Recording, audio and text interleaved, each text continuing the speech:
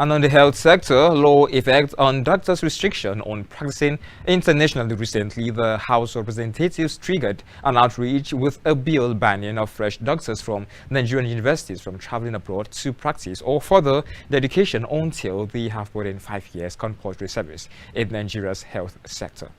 Our correspondent Yetunde Alenamu has more on this report. Recently, the House of Representatives triggered an outreach with a bill banning fresh doctors from Nigeria University from traveling abroad to practice or further their education until they have put in 5 years compulsory service in Nigeria's health sector.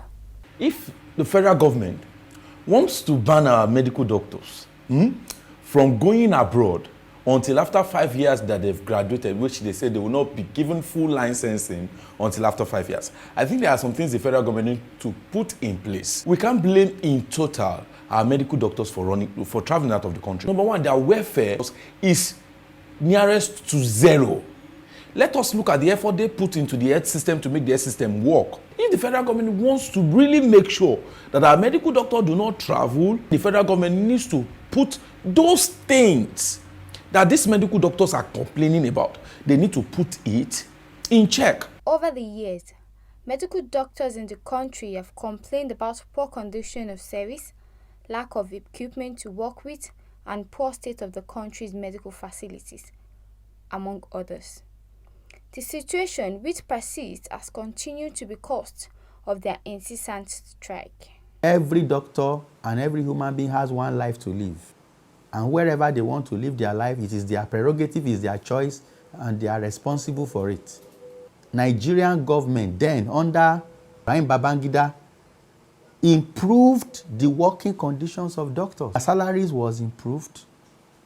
There were a lot of incentives. A lot of the exams of doctors were subsidized. And doctors that traveled hitherto started returning.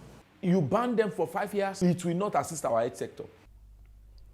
The medical workers complained and have been embarking on industrial action for years in the hope of better working environment in the country.